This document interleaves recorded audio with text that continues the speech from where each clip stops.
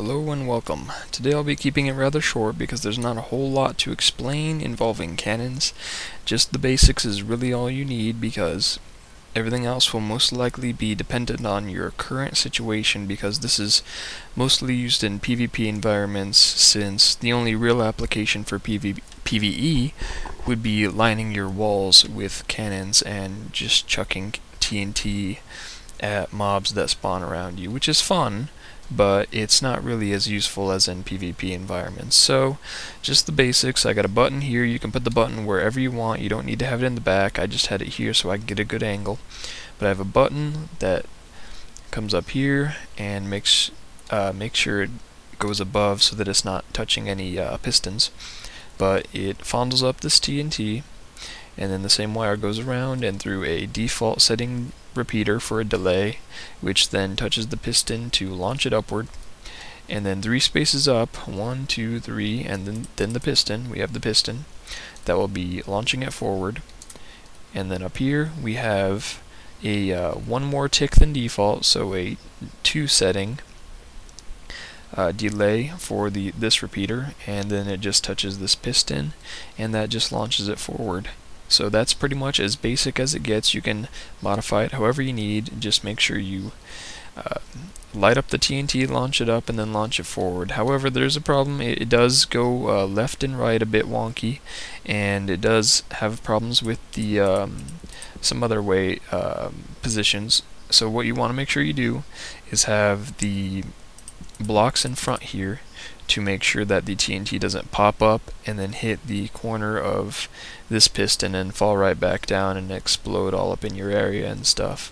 So to prevent that, all you really need is just to build up your 2 below the piston that I have here, and then just to make sure your shots do not stray horizontally, so that they don't like go off to the sides a bit. It's not much of a difference, but just to make sure you don't go off to the sides a bit, you can just set up a bit of a wall like that, and then that's really all you need. Then it'll just fire a lot more straight, even though it's not too big of a difference in the first place.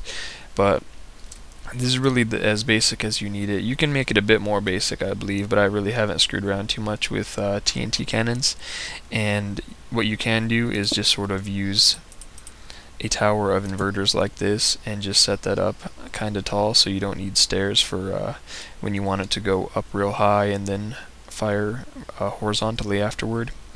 And that'll give its own delay, because these are practically, you know, a default repeater pretty much. So you can just have a stack up however high you need it and such. And what's interesting to note about the cannons is they really aren't just TNT cannons, because I mean you can put other physics blocks in here as well, such as sand and gravel. So just gonna diffuse this TNT real quick, throw some sand in, and they do not go quite as far as TNT, so you know it's gonna hit there, whereas the TNT would have bounced from there. I'll just do that real quick to demonstrate the difference a bit. That landed pretty much perfectly on that arrow, whereas the TNT hits the side and then falls on the arrow.